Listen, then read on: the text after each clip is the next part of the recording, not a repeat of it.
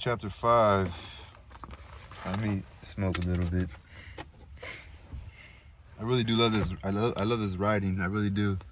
They put it on my Instagram, so I leave it up there for debate. When you just put it on Instagram, you can't really get a response from it. But I guess I also am not getting a response when I put it on here either, right? But this lettering's dope, you know. It's just, I don't know, just like chipped off right here. I just want a skinny right here. You know, so, I don't know. I just think it's pretty dope. Anyway, I'm not peace. So here, where am I running to? But yeah. So I'm gonna hit this. I didn't eat. My mom offered me some food before I left. Shout out my mom. And my stepdad was right there, but I didn't want to bug nobody. Thought my stepdad, he didn't go to work today. It was raining and stuff, you know. But he's working from home today. You don't have to go into the office because it's raining. But so I didn't want to like really eat in front of him. You know what I'm saying? But I'm sure he would have given me some food. You know, he would not mind. It's just, you know, as a man, you're like, I don't want to disturb their morning. You know, I don't want to disturb your morning. So,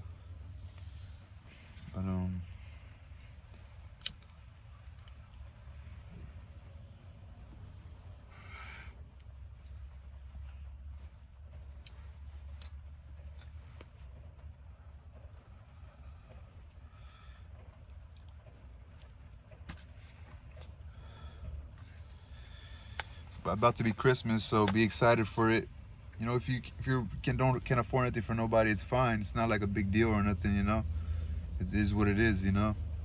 And just be grateful and talk to your family and try your best to be confident around people and just enjoy some beer. You know, at least bring some beer for your uncle or for your dad or for your mom or something, and take some drinks, enjoy it. Join in on the conversation, just enjoy the moment, you know. Get out your feelings and just understand that you're blessed, you know. So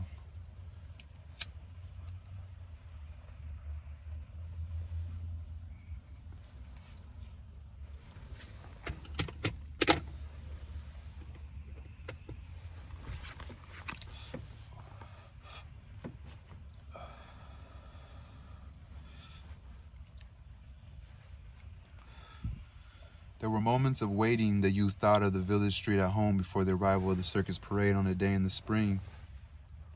He remembered how he had stood a small, thrillful boy prepared to follow the dingy lady up the white horse or the band in its faded chariot. He saw the yellow road, the lines of expectant people in the sober houses. He particularly remembered an old fellow who used to sit upon a cracker box in front of the store and feigned to despise such exhibitions.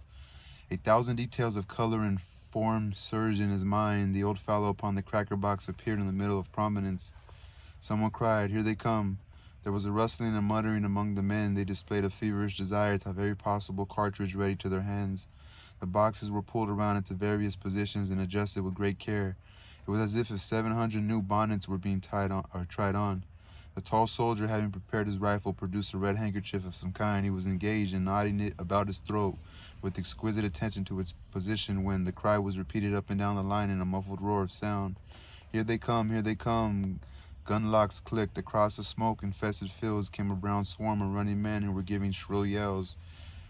They came on, stooping and swinging their rifles at all angles. A flag, tilted forward, sped near the front. As he caught sight of them, the youth was momentarily startled by a thought that perhaps his gun was not loaded. He stood ready to rally his faltering intellect so that he might recollect the moment when he had loaded, but he could not. A hatless general pulled his dripping horse to a stand near the colonel of the 304th. He shook his fist in the other's face. "You got to hold him back," he shouted savagely. "You got to hold him back." In his agitation, the colonel began to stammer. "Oh, all right, General, all right, by God, we'll do our best, General." The general made a passionate gesture and galloped away. The colonel, perchance to relieve his feelings, began to scold like a wet parrot. The youth, turning swiftly to make sure that the rear was unmolested, saw the commander regarding his men in a highly resentful manner, as if he regretted above everything his association with them. The old man at the youth's elbow was mumbling, as if to himself, "Oh, we're in for it now, oh, we're in for it now." The captain of the company had been pacing excitedly to and fro in the rear. He coaxed in schoolmistress fashion as to a congregation of boys with primers. His talk was an endless repetition. "Reserve your fire, boys. Don't shoot till I tell you. Save your fire. Wait till they get close up. Don't be damn fools." The perspiration streamed down the youth's face, which was soiled like that of a weeping urchin. He frequently, with a nervous movement, wiped his eyes with his coat sleeve. His mouth was still a little ways open. He got the one chance at the foe's swarmy field in front of him, and instantly ceased to debate the question of his piece being loaded. Before he was ready to begin, before he had announced to himself that he was about to fight, he threw the obedient, well-balanced rifle into position and fired a first wild shot. Directly he was working at his weapon like an automatic affair. He suddenly lost concern for himself, forgot to look at the menacing face.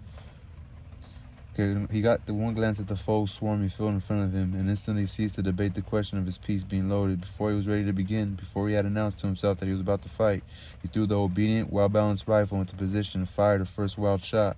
Directly he was working at his weapon like an automatic affair. He suddenly lost concern for himself, forgot to look at a menacing face. He began not a man but a member. He felt that something of which he was a part, a regiment, an army, a cause, or a country was in a crisis. He was welded into a common personality which was dominated by a single desire. For some moments he could not flee, no more than a little finger can commit a revolution from a hand. For some moments he could not flee, no more than a little finger can commit a revolution from a hand. If he had thought the regiment was about to be annihilated, perhaps he could have amputated himself from it, but its noise gave him assurance. The regiment was like a firework that, once ignited, proceeds superior to circumstances until its blazing vitality fades. It wheezed and banged with a mighty power. He pictured the ground before it as strewn with the discomfited. Okay, so he says this, the regiment was like, called a regiment. The regiment was like a firework that, once ignited, proceeds superior to circumstances until its blazing vitality fades. It wheezed and banged with a mighty power. He pictured the ground before it as strewn with the discomfited. So I get what he's saying, like, how he describes it, just all the gunfire started pop, you know what I mean? So he's like, but the regiment, he uses that's what a group of that is called a regiment. The regiment. What's on the regiment? Like, what's on? It's like regiment means all these people become one. All these multiple things become one, become unison. Like you have, what's on the regiment for today? You have like one united thing to get done today, you know? There was a consciousness always of the presence of his comrades about him. He felt the subtle battle brotherhood more potent even than the cause for which they were fighting. He felt the subtle battle brotherhood more potent even than the cause for which they were fighting. It was a mysterious fraternity both of the smoke and danger of death. It was a mysterious fraternity born of the smoke and danger of death. He was at a task. He was like a carpenter who has made many boxes, making still another box. Only there was a furious haste in his movements. He and his thought was careering off in other places. Even as a carpenter who, as he works, whistles and thinks of his friend or his enemy, his home or a saloon. And these jolted dreams were never perfect to him afterward, but remained a mass of blurred shapes. Presently he began to feel the effects of the war atmosphere, blistering sweat, a sensation that his eyeballs were about to crack like hot stones. A burning roar filled his ears. Following this came a red rage. He developed the acute exasperation of a pestered animal, a well-meaning cow worried by dogs. He had a mad feeling against his rifle, which could only be used against one life at a time. He wished to rush forward and strangle with his fingers. He craved a power that would be enabled to make him a world-sweeping gesture and brush all back. He craved a power that would enable him to make a world-sweeping gesture and brush all back. His impotency appeared to him and made his rage into that of a driven beast. Buried in the smoke of many rifles, his anger was directed not so much against the men whom he knew were rushing toward him as against the swirling battle phantoms which were choking him, stuffing their smoke robes down his parched throat. He fought frantically for respite for his senses, for air, as a babe being smothered attacks the deadly blankets. There was a blare of heated rage mingled with a certain expression of an intentness on all faces. Many of the men were making low-toned noises with their mouths, and these subdued cheers, snarls, imprecations, prayers made a wild, barbaric song that went as an undercurrent of sound, strange and chant-like with the resounding chords of the war march. The man at the youth's elbow was babbling. In it there was something soft and tender like the monologue of a babe. The tall soldier was swearing in a loud voice. From his lips came a black procession of curious oaths. Of a sudden, another broke out into querulous way like a man who was mislaid his hat. Of a sudden, another broke out into a querulous, Querulous way like a man who has mislaid his hat. Well, why don't they support us? Why don't they send supports? Do they think the youth in his battle sleep heard this as one who dozes hears? Well, why don't they support us? Why don't they send support? Send supports? Do they think the youth in his battle sleep heard this as one who dozes hears? There was a singular absence of heroic poses. The men bending and surging in their haste and rage were in every impossible attitude. The steel ramrods clanked and clanged with incessant din as the men pounded them furiously into the hot rifle barrels. The flaps of the cartridge boxes were all unfastened. The flaps of the cartridge boxes were all unfastened and bobbed idiotically with each movement. The rifles, once loaded, were jerked to the shoulder and fired without apparent aim into the smoke at one of the blurred and shifting forms which upon the field before the regiment had been growing larger and larger like puppets under a magician's hand. The officers at their intervals rearward, like forward, rearward, or back, rear, it's the rear, right? Neglected to stand in picturesque attitudes. Or the officers at their intervals, rearward, so intervals, okay. They were bobbing to and fro, roaring directions and encouragements. The dimensions of their howls were extraordinary. They expanded their lungs with prodigal wills. And often they nearly stood upon their heads in their anxiety to observe their enemy on the other side of the tumbling smoke. The lieutenant of the youth's company had encountered a soldier who had fled screaming at the first volley of his comrades.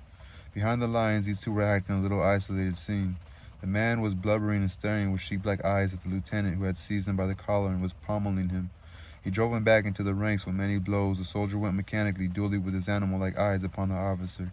Perhaps there was to him a divinity expressed in the voice of the other. Stern hard, with no reflection of fear in it, he tried to reload his gun, but his shaking hands prevented. The lieutenant was obliged to assist him. The men dropped here and there like bundles. The captain of the youth's company had been killed in an early part of the action. His body lay stretched out in the position of a tired man resting, but upon his face there was an astonished and sorrowful look, as if he thought some friend had done him an ill turn. The babbling man was grazed by a shot that made the blood stream wildly down his face. He clapped both hands to his head. "Oh," he said, and ran. Another grunted suddenly as if he had been struck by a club in the stomach. He sat down and gazed ruefully. In his eyes there was mute, indefinite reproach. Farther up the line, a man standing behind a tree had had his knee joint splintered by a ball. Immediately he had dropped his rifle and gripped the tree with both arms, and there he remained, clinging desperately and crying for assistance that he might withdraw his hold upon the tree. At the last, an exultant yell went along the quivering line. The firing dwindled from an uproar to a last vindicative popping. As the smoke slowly eddied away, the youth saw that the charge had been repulsed. The enemy were scattered into reluctant groups. He saw a man climb to the top of the fence, straddle the rail, and fire a parting shot. The waves had receded, leaving bits of dark debris upon the ground. Some in the regiment began to whoop frenziedly. Many were silent. Apparently they were trying to contemplate themselves. After the fever had left his veins, the youth thought that at last he was going to suffocate. He became aware of the foul atmosphere in which he had been struggling. He was grimy and dripping like a laborer in a foundry. He grasped his canteen and took a long swallow of the warm water. A sentence with variations went up and down the line. "Well, we've held him back, darn if we haven't." The men said it blissfully, leering at each other with dirty smiles. The youth turned to look behind him, and off to the right and off to the left. He experienced the joy of a man who at last finds leisure in which to look about him. Underfoot there were a few ghastly forms motionless. They lay twisted in fantastic contortions. Arms were bent and heads were turned in incredible ways. It seems that the dead must have fallen from some great height to get into such positions. They looked to be dumped out upon the ground from the sky. From a position in the rear of the grove, a battery was throwing shells over it. The flash of the guns startled the youth at first. He thought they were aimed directly at him. Through the trees, he watched the black figures of the gunners as they worked swiftly and intently. Their labor seemed a complicated thing. He wondered how they could remember its formula in the midst of confusion. The guns squatted in a row like savage chiefs. They argued with abrupt violence. It was a grim pow-pow. The busy servants ran hither and thither. A small procession of wounded men were going drearily toward the rear. It was a flow of blood from the torn body of the brigade. To the right and to the left were the dark lines of other troops. Far in front, he thought he could see lighter masses protruding in points from the forest. They were suggestive of unnumbered thousands. Once he saw a tiny battery go dashing along the line of the horizon. The tiny riders were beating the tiny horses. From a sloping hill came to the sound of cheerings and clashes. Smoke welled slowly through the leaves. Batteries were speaking with thunderous oratorical effort. Here and there were flags, the red and the stripes dominating. They splashed bits of warm color upon the dark lines of troops. The youth felt the old thrill at the sight of the emblems. They were like beautiful birds, strangely undaunted in a storm. As he listened to the din from the hillside, to a deep pulsating thunder that came from afar to the left, and to the less clamors which came from many directions, it occurred to him that they were fighting too over there and over there and over there. Heretofore he had supposed that all the battle was directly under his nose. Heretofore, Heretofore, like therefore, but with here, Here, it's all one word. It's like three words in one. Heretofore, but Fore. Heretofore, he had supposed that all the battle was directly under his nose. As he gazed around him, the youth felt a flash of astonishment at the blue, pure sky and the sun gleaming on the trees and fields.